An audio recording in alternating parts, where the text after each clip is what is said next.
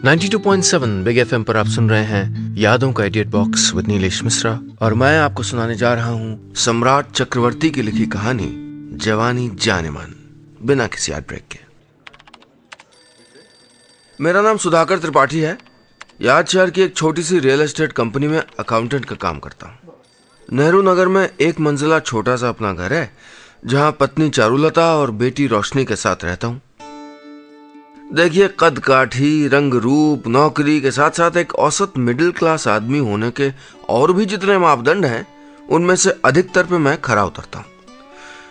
पर आजकल मैं उम्र के उस जंक्शन पे खड़ा हूं जहां यह तय करना मुश्किल हो रहा है कि अब मैं जवान हूं या बूढ़ा। दरअसल इस मुद्दे पे मेरा दिल भी दो पार्टियों में बट गया है। पहली पार्टी कहती है, अरे 46 की भी कोई उम्र है मर्दों में, इस उम्र में तो जवानी खिल के आती है, ये बॉलीवुड के सारे जितने हीरो हैं इनको देख लो। तभी दूसरी साइड से आवाज आती है, बॉलीवुड के हीरो? तुम कोई बॉलीवुड के हीरो हो क्या? आम आदमी हो तुम, और आम आदमी तो आजकल 40-42 से ही ढलना शुरू कर देता है, और 50 तक पहुंचते पहुंचते हाई बीपी, डायबिटीज, मोतियाबिंद, समझे? अब मेरी जिंदगी, मेरी सोच किसी पागल साइंटिस्ट या गंभीर लेखक की तरह खास तो है नहीं। मैं तो इस देश के 100 करोड़ लोगों की तरह, दाल चावल की तरह, महंगाई भ्रष्टाचार की तरह आम आदमी हूं। नॉर्मल सी जिंदगी जीता हूं। घर, ऑफिस, घर, रोज का यही रूटीन है। और जिस दिन कुछ बहुत अनोखा, बिल्कुल जड़ मूल से अलग कुछ करने का मन होता है, तो बीवी और बेटी को साथ लेके सामने वाले मॉल में चला जाता हूं। एक एक सॉफ्टी का कोन पकड़े, चॉकलेट वनीला का स्कूप चाटते हम घर लौट आते हैं। नहीं, हम बाहर डिनर नहीं करते। क्या है कि मुझको थोड़ा एसिडिटी की प्रॉब्लम है। खैर, ऐसे ही आराम से चल रही थी मेरी मामूली बट पीसफुल सी रूटीन जिंदगी कि एक दिन एक छोटी सी घटना ने इस सिंपल से इक्वेशन को बिगाड़ दिया। बात पिछले शुक्रवार की है।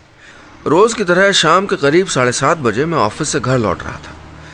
पटेल चौक से याद शहर स्टेशन वाली रूट नंबर 534 की बस इस वक्त खचाखच भरी होती थी। कंडक्टर को पास दिखा के मैं बिल्कुल अभिमन्यु की तरह मोटे मोटे जूते, पतली पतली हील्स, ऊंची नीची कोहनियों की फौज और पसीने के बदबू के चक्रव्यूह को चीरते हुए आगे बढ़ा। अभी बीच में रुक के लंबी लंबी सांस लेते हुए मैं आगे के जंग की प्लानिंग कर ही रहा था कि पीछे से आवाज आई, अंकल अंकल अंकल। 17-18 साल का एक लड़का अपनी सीट छोड़ के उठ खड़ा हुआ था। उसने मुस्कुराते हुए खाली सीट की तरफ इशारा किया। बैठूं या मना कर दूं, ये सब सोचने से पहले ही मैं उस सीट पर जम चुका था। मैंने हंस के आभार जताया, थैंक यू बेटा। पहले अपनी अच्छी किस्मत, फिर इस कलयुग में भी मनुष्य के अंदर ऐसी त्याग भावना को जीवित रखने के लिए मैंने ईश्वर का धन्यवाद किया। माफी चाहता हूं, मन में सोचते हुए कभी कभी भरभरा के क्लिष्ट हिंदी निकल आती है। खैर, सीट मिलते ही खुद में थोड़ा कॉन्फिडेंस आया। शायद मेरी पर्सनालिटी में ही कुछ ऐसा है कि सामने वाले के मन में अपने आप रिस्पेक्ट जनरेट होता है। ऐसे ख्यालों से खुश मैं मंद मंद मुस्कुराते हुए इधर उधर नजर दौड़ाने लगा। तभी मैंने ध्यान दिया कि आसपास तो मेरी उम्र के और कई तो मुझसे कहीं उम्र दराज लोग खड़े थे। तो इस लड़के ने मुझको ही अपनी सीट क्यों दी थी? अनजाने में ही मैंने अपने बालों पे हाथ फिराया। कहीं झड़ते हुए बालों की वजह से तो नहीं, और अब देर हो चुकी थी। अब सीट छोड़ के उठ नहीं सकता था। रास्ते भर में उस नीली जीन्स, भूरे बाल वाले लड़के को घूरता रहा और कोसता रहा। एक सेकंड में उसने मुझको सीनियर सिटीजन बना दिया था। आप सुन रहे हैं यादों का idiot box with Nilesh Mishra, सिर्फ 92.7 बिग एफएम पर। Presented by Maruti genuine parts. जब मारुति जेन्युइन पार्ट्स हो तो बस चल हम सफर। घर पहुंचते ही सोफे पे बैग पटक के मैं अपने कमरे की ओर बढ़ा। किचन से झांकते हुए श्रीमती जी चिल्लाई, अरे जूते उतारने का भी टाइम नहीं है क्या? और खाओ छुप छुप के कचौड़ी गोलगप्पे। कमरे के अंदर अंधेरा था। अंदाजे से बेड के बगल वाली लाल अलमारी पे लगे फुल साइज शीशे के सामने आके मैं रुक गया। फिर धीरे से हाथ उठा के लाइट ऑन की। खुद को शीशे में देखना इतना तनावपूर्ण हो सकता है, इसका मुझे अंदाजा ही नहीं था। वैसे आजकल खुद के लिए वक्त ही कहां मिलता था। नए मैनेजर ने पूरे ऑफिस को वॉर जोन में तब्दील कर दिया था। सुबह जल्दबाजी में कई बार नाश्ते और नहाने के बीच किसी एक को चुनना पड़ता था। फिर तैयार होने की हड़बड़ी में डाइनिंग टेबल के पास बेसिन के साथ लगे छोटे से शीशे से ही काम चलाना होता। अंदर कमरे में इस फुल साइज शीशे के सामने थोड़ी फुर्सत से तैयार हूं, अपने खानदान की शान इन मूछों को संवारूं, इतना टाइम ही नहीं था। ये शीशा लगी अलमारी शादी में चारू को अपने मायके से मिली थी। ये अलमारी और एक black and white TV. Chandrakanta देखने का बड़ा शौक था ना चारू को। हमारी शादी की रोज सुबह सुबह घर के आगे एक टेम्पो आके रुकी थी। सामने थर्मोकोल का बड़ा सा रंगीन दिल बना था और उस पर सितारों से लिखा था चारुलता वेड सुधाकर। टीवी तो ठीक थी, पर इस अलमारी को देख के मुझे बड़ी खींच मच गई थी। एक तो चटक लाल सनमाइका, उस पर यह बेढंगा शीशा। लगता था इससे भद्दा फर्नीचर हो ही नहीं सकता था। और आज उसी लाल अलमारी के सामने सर झुकाए खड़ा था मैं, अपना भद्दा सा शरीर लिए। उस फुल साइज शीशे से नजर मिलाने की भी हिम्मत नहीं हो रही थी। फिर भी दिल पक्का करके खुद को एक बार फिर ऊपर से नीचे तक देखा मैंने। बाल पकने लगे थे, कान के ऊपर और सर के बीच के कुछ हिस्सों पे सफेदी साफ थी। आगे से बाल झड़ने भी लगे थे। चश्मे के नीचे छुपी आंखों में भी थकान की छाप थी। और टोन तो भाई साहब पूछिए मत। शुक्र है कि आजकल हैंडशेक और नमस्ते से ही काम चल जाता है। किसी से गले मिलना और पैर छूना भैया मेरे बस की बात नहीं रही। बड़ी मायूसी की हालत में मैं अपने दगाबाज बालों पे हाथ फेर रहा था कि तभी पीछे से श्रीमती जी की आवाज आई, अभी रात को क्या बाल बना रहे हैं जी? अचानक हुए इस हमले से मैं थोड़ा घबरा गया। सक पकाते हुए बोला, नहीं, माथे पे मच्छर ने काट दिया, वही देख रहा था। श्रीमती जी हंस पड़ी, बोली, आप रहने दो जी, देवानंद बनने की अब उम्र नहीं रही आपकी। मेरी नजर सामने शीशे पे गई। मायूसी की हालत में मेरी गर्दन सच में दाईं ओर लटकी हुई थी। गर्दन सीधी करके मैंने तुनक के कहा, उम्र नहीं रही मतलब? कितनी उम्र है मेरी? श्रीमती जी जाते जाते रुक गई, बोली, यही कोई 20-21। फिर हंसी दबाते हुए कहा, अच्छा हाथ पांव धो लो, मैं खाना लगा देती हूँ, कह के वो जाने लगी। जलती हो तुम मुझसे, मैंने पीछे से पुकारा। अभी पिछले महीने रज्जो की बारात भूल गई? तुम्हारी बिन्नी मौसी सबसे आगे डांस करने के लिए बराबर मुझको पकड़ के ले जाती थी, तुमको नहीं। आज भी अपना रजनी स्टाइल ठुमका लगा दूं ना तो पता नहीं कितनी लड़कियां ढेर हो जाएं। मैं ताक में था कि श्रीमती जी कुछ उल्टा जवाब दे तो झगड़ा हो, 2-4 बातें सुन सुना के दिल को राहत मिले, कम से कम दिमाग इस मसले से हटे तो सही।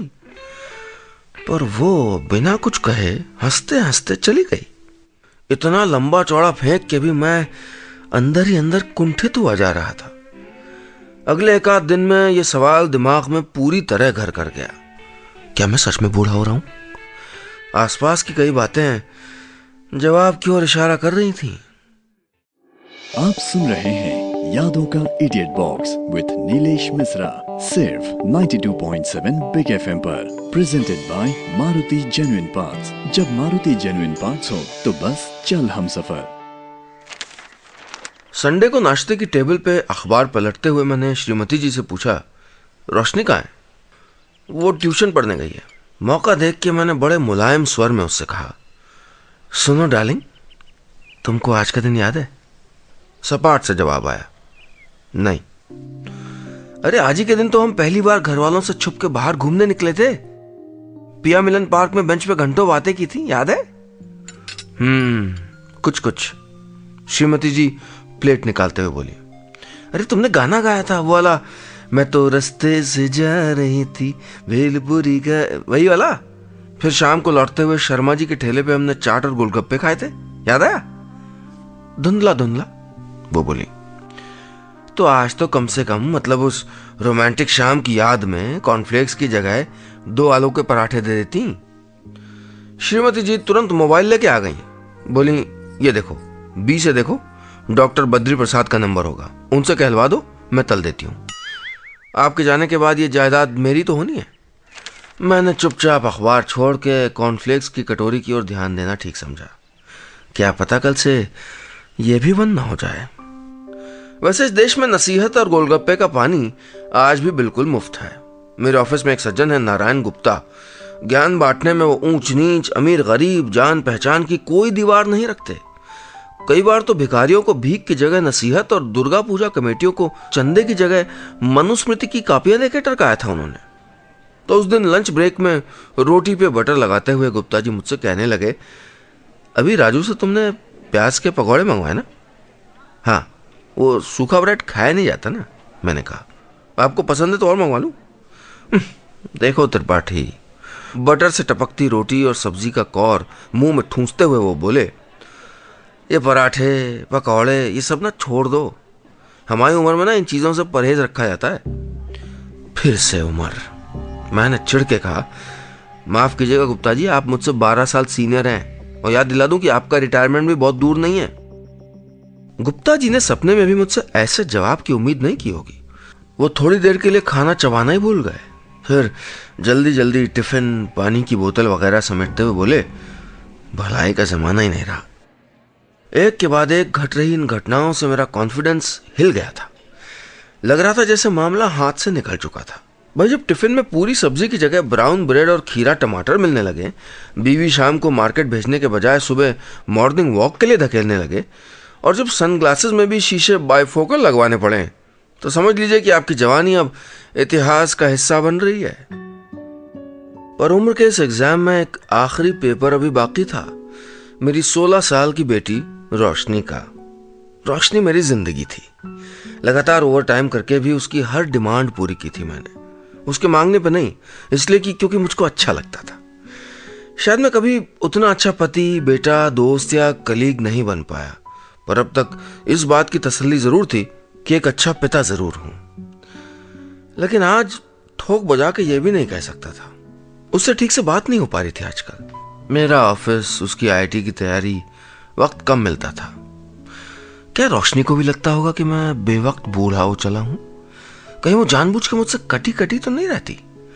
क्या अपने दोस्तों के सामने वो मुझको लेके एम्बैरेस होती होगी, शर्मिंदा होती होगी? रोशनी क्या सोचती है? मेरे लिए ये जानना अब बहुत जरूरी था। आप सुन रहे हैं यादों का idiot box with Nilesh Mishra, सिर्फ 92.7 बिग एफएम पर, presented by Maruti genuine parts. जब मारुति जेन्युइन पार्ट्स हो तो बस चल हम सफर। आईने के सामने फेल, श्रीमती जी के सामने फेल, बस एक ही उम्मीद बची थी, मेरी बेटी रोशनी। तो सिचुएशन का जायजा लेने के लिए मैंने एक तरकीब सोची। 15 अगस्त को ही मैंने अपनी आज़ादी का दिन चुना, क्योंकि रोशनी भी घर पे थी। अच्छा सा मुहूर्त देख के बाआवाज़ बुलंद सरेआम ऐलान कर दिया कि बस बहुत हो चुका, बस में धक्के खाना, मैंने डीलर से बात कर ली है, अगले महीने पूरे 220 सीसी की मोटरसाइकिल ले रहा हूं। रोशनी, फिर तुमको भी मैं ही स्कूल छोड़ दिया करूंगा, ठीक है? इससे पहले कि रोशनी कुछ कहे, श्रीमती जी भाग के किचन से बाहर आई। उनका रिएक्शन ऐसा था मानो मैंने तलाक मांग लिया हो। भौहें सिकोड़ के बोली, खबरदार जो आपने ऐसा कुछ किया, मेरा मरा हुआ मुंह देखोगे। ऐसे में मुझको पूछना चाहिए था कि क्यों, लेकिन मैंने गलती से पूछ लिया। कब? फिर क्या था, मैंने माफी मांगी, सर पटका, पर श्रीमती जी नहीं रुकी। हाँ, इतनी जल्दी है तो सीधा जहर लाके क्यों नहीं देते? मैं तो बोझ हूं इस फैमिली पे। मायके, मेरा सामान, सूटकेस, फलाना ढिमकाना, पूरे आधे घंटे का एपिसोड तसल्ली से चला। बीच में बाकायदा 3 एड ब्रेक, मतलब रोने से सकने बिलखने के लिए 3 विलाप अंतराल भी थे। मैं और रोशनी मूक दर्शक बने प्रायश्चित करते रहे। आखिर में श्रीमती जी बोली, देखिए इस उम्र में हड्डी पसली चटक गई तो फिर जुड़ेगी नहीं, मैं आपके दुश्मन थोड़ी हूं। मैं उसके लहजे में अचानक आए इस बदलाव की वजह भांपने की कोशिश कर ही रहा था कि वो बोली, मैं क्या कहती हूं, हम वो छोटी वाली कार ले लेते हैं, क्यों? जिया जी कह रहे थे अच्छी परफॉर्मेंस है। गुस्से और हैरत से मेरी बोलती बंद हो गई। तभी रोशनी ने मेरे बचाव में कहा, माँ इतना ड्रामा करने की जरूरत नहीं है, और पापा ये मोटरसाइकिल ओल्ड फैशन है। मैंने आपके लिए एक मस्त स्कूटर पसंद किया, self starter, light pink colour, आपकी पर्सनालिटी के लिए बिल्कुल फिट। मुझे इतनी खुशी हुई कि मैं क्या बताऊं। इतनी फिक्र है रोशनी को मेरी, कम से कम मेरी बेटी मुझको बूढ़ा नहीं समझती। मैंने कहा, ठीक है बेटा, वैसे ये सेल्फ स्टार्ट क्या है? पापा, सेल्फ स्टार्ट से बटन दबाने से इंजन चालू हो जाता है। आपकी उम्र में किक स्टार्ट थोड़ा प्रॉब्लम है ना, इसलिए ये परफेक्ट है। हाय रे किस्मत, बेटी ने भी आखिर उम्र का तकाजा दे ही डाला, उसके सामने भी फेल। एक लंबी सांस छोड़ के किसी तरह मैंने कहा, अच्छा लेट हो रहा है, मैं चलता हूं। पूरे दिन ऑफिस में बैठ के यही सोचता रहा कि इस बेकार निरर्थक जीवन का करूं क्या। लगभग डिसाइड कर ही चुका था कि सब कुछ छोड़ छाड़ के हिमालय की चोटी पर चढ़ के तपस्या करूंगा, लेकिन तभी याद आया कि वहां तो बहुत ठंड होगी और मुझे वैसे भी 2 बार निमोनिया हो चुका है। मन मार के प्लान कैंसिल करना पड़ा। वापसी में बस में वही नीली जीन्स भूरे बाल वाला फिर से मिल गया। उसने आज फिर हंस के अपनी सीट मुझको ऑफर की, लेकिन इस बार मैं चौकन्ना था। अपनी शानदार मूंछों को ताव देते हुए मैंने कहा, नो थैंक यू, मैं तुमसे ज्यादा फिट हूं माय बॉय। उसका चेहरा सूख के अमावट बन गया और उसी पल मुझे सीख मिल गई कि जब पानी सर से ऊपर हो जाए तो तैरना खुद ब खुद आ जाता है। बड़े सोच विचार के बाद इस नतीजे पे पहुंचा कि जितना उम्र दराज और बुजुर्ग टाइप में दिखता हूं उतना एक्चुअली मैं हूं नहीं। मतलब मेरी प्रॉब्लम फिजिकल अपीयरेंस में है। तो पहले दर्शनधारी बाद में गुण विचारी के इस जमाने में मैंने भी रंग बदलने की ठान ली। प्लान के मुताबिक रात के ठीक 2 बजे मैं बिस्तर से उठा। इस कमरे में श्रीमती जी और दूसरे कमरे में रोशनी आने वाले तूफान से बेखबर घोड़े बेच के सो रही थी। मेरे सीक्रेट ऑपरेशन का वक्त हो गया था।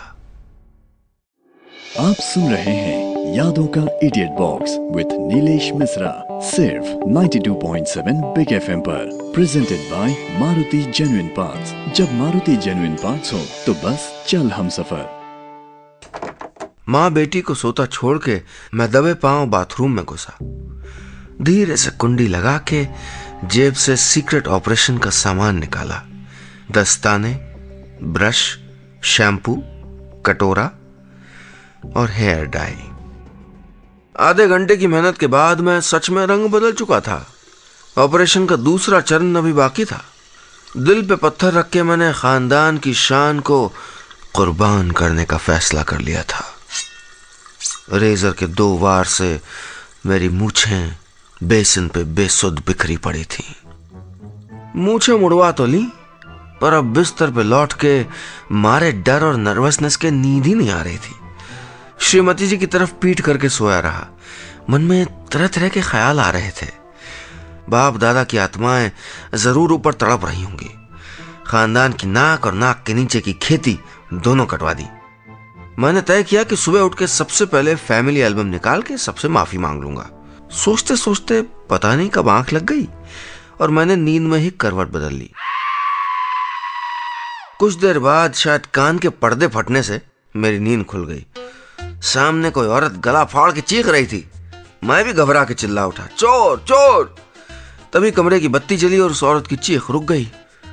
दरवाजे के बगल में स्विच बोर्ड के पास रोशनी और बिस्तर पे वो औरत यानी श्रीमती जी पूरी तरह से बुत बन चुके थे दोनों। अगले 10 सेकंड तक उनकी नजरें मेरे चेहरे से हट नहीं पाई। दोनों का रिएक्शन बौखला देने वाला था। रोशनी हंसते हंसते फर्श पे लौटने लग गई और श्रीमती जी तकिए को दबोच के फूट फूट के रोने लगी। आगे का हाल मैं रहने देता हूं। बस ये जान लीजिए कि अगले 1 हफ्ते तक बीमारी का बहाना बना के मैं ऑफिस नहीं गया। माँ बेटी ने मिलकर खूब चुटकियां ली, ताने कसे। ले दे के पहले ऑपरेशन में मैंने मुंह की खाई थी, पर मजाल है कि मेरा इरादा डगमगा जाए। मेरा अगला हथियार मुझको खोजबीन करते हुए श्रीमती जी के गुप्त लॉकर में मिला, एंटी रिंकल क्रीम। मेरी बंबई वाली साली ने उसको गिफ्ट किया था। क्रीम बहुत महंगी थी और कंपनी का दावा था कि 1 हफ्ते में झुर्रियां नहीं कम हुई तो पैसे वापस। मैंने भी तय कर लिया, अब तो ऑफिस लौट के मिसेस कपूर को चौंका दूंगा बस। जैसे ही टैक्स के पेपर हाथों में लिए मेरे पास आके कहेगी, जरा देख लीजिए ना त्रिपाठी जी, तो मैं अपने चिकने गालों पे हाथ फेरते हुए मुस्कुरा के कहूंगा, त्रिपाठी जी नहीं, सुधाकर कहिए ना। ऐसे ही धीमी आंच पे ख्याली पुलाव पकाते पकाते मैंने लगभग आधी शीशी क्रीम अपने चेहरे पे पोत ली। सोचा हो सकता है 1 हफ्ते के बजाय 2 दिन में झुर्रियां गायब हो जाए। पिछली बार के एक्सीडेंट से सीख मिल चुकी थी, तो इस बार मैंने रिस्क नहीं लिया और ड्राइंग रूम के सोफे पे सर तक चादर तान के सो गया। सुबह उठा तो मुंह देसी टमाटर बन चुका था। सूजन, लाल लाल धब्बे और उस पर बेतहाशा खुजली। जीवन के प्रति मोह बड़ी तेजी से घट रहा था। खैर, माँ बेटी के जागने से पहले ही मैं बी से डॉक्टर बद्री प्रसाद के घर भागा। पूरा मामला सुनने के बाद पहले तो उन्होंने मुझको 4 गालियां दी, बाद में एक इंजेक्शन और दवाई। फिर बोले, त्रिपाठी, अगर जवान दिखना है तो फिट रहो, जॉगिंग करो, सही डाइट रखो, इस तरह टेंशन मत पालो। अरे खुश रहोगे तब जवान दिखोगे, क्योंकि आदमी की जवानी उसकी उम्र से नहीं, जज्बे से होती है। सुबह सुबह इतना लेक्चर पी के घर पहुंचा ही था कि दरवाजे पे मुझको देख के श्रीमती जी चिल्लाई, ये कैसे हुआ?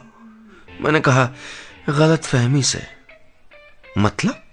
वो मैं मॉर्निंग वॉक के लिए पार्क गया था, तो वहां एक लड़का मधुमक्खी के छत्ते पे पत्थर मार के भाग गया। मैं वहीं खड़ा था तो मधुमक्खियां गलतफहमी में मुझ पर टूट पड़ी। हाँ। इससे पहले कि सवाल जवाब हो, मुझको संकट से उबारती हुई दरवाजे की घंटी बजी। सामने भूरे बाल वाला 17-18 साल का एक लड़का खड़ा था। आप सुन रहे हैं यादों का idiot box with Nilesh Mishra, सिर्फ 92.7 बिग एफएम पर। Presented by Maruti genuine parts. जब मारुति जेन्युइन पार्ट्स हो तो बस चल हम सफर। पहले कहीं देखा इसको मैंने। मैं दरवाजे पर खड़े उस लड़के को पहचानने की कोशिश कर रहा था। उसने कहा, हाय आंटी। नमस्ते अंकल। रोशनी है? अंदर आओ बेटा, श्रीमती जी ने कहा। क्या नाम है तुम्हारा? जी, हितेश।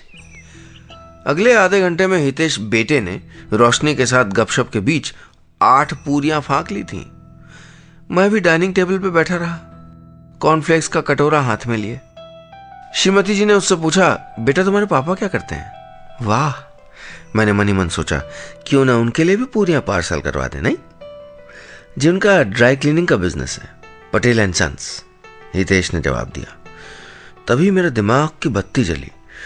आहा, 534 बस में तुम ही मिलते हो ना मुझको? वो घबरा के 2 साबुत लड्डू एक साथ निकल गया। बोला, हाँ शायद। इससे पहले कि मैं उससे कुछ और निकलवा पाता, श्रीमती जी मुझको कोहनी मारने लगी। जरा अंदर आइए। देखिए, यमराज बुलाए तो एक बार को मना भी कर सकते हैं, पर बीवी के बुलावे को अनसुना करना बैल के सामने केवल लाल जांघिए में डिस्को करने जैसा है। श्रीमती जी ने फुसफुसा के कहा, ये लड़का हितेश लगता है अपनी रोशनी को पसंद करता है। मैंने कहा, क्या? ये वही है ना जो क्लास 9 में एनुअल एग्जाम से पहले रोशनी को कॉल करके परेशान करता था? तभी से मुझको सीनियर सिटीजन बनाने पर तुला हुआ है। क्या बक रहे हो? वो तो छज्जू था। हितेश तो अच्छे घर का पढ़ने लिखने वाला लड़का है। जो भी हो, इसकी डेयरिंग तो देखो, सीधा घर में घुसा है। अरे यही तो उम्र है, जवानी में लोग डेयरिंग नहीं करेंगे तो क्या आपकी हमारी एज में करेंगे? क्या कि श्रीमती जी चली गई। खैर, इन छोटी मोटी बाधाओं को पार करके मैं एक नई रणनीति के साथ अपने पुराने मिशन के लिए तैयार था। अब की बार इस पार या उस पार। सुबह उठ के 1 घंटे का वॉक, फिर नींबू पानी, फिर कॉर्नफ्लेक्स। 2 महीने तक पराठे पकौड़ों को हाथ तक नहीं लगाया। धीरे धीरे तोंद घटने लगी थी। मूछें भी अपनी रौबदार पोजीशन पे वापस लौट आई थी। अब खुश रहने और जवान दिखने के लिए बस पहनावे में कुछ बदलाव की जरूरत थी। तो करंट फैशन से ताल मिलाने के लिए मैंने लाल पीली टाइट टी शर्ट्स और चुस्त जीन्स का सहारा लिया। लेकिन इसका नतीजा उल्टा निकला। श्रीमती जी को मेरी दिमागी हालत पर शंका होने लगी। ऑफिस वाले भी खिंचाई करते, यहां तक कि रोशनी भी मुझको अवॉइड करने लगी। उस संडे को रोशनी के स्कूल का एनुअल फंक्शन था।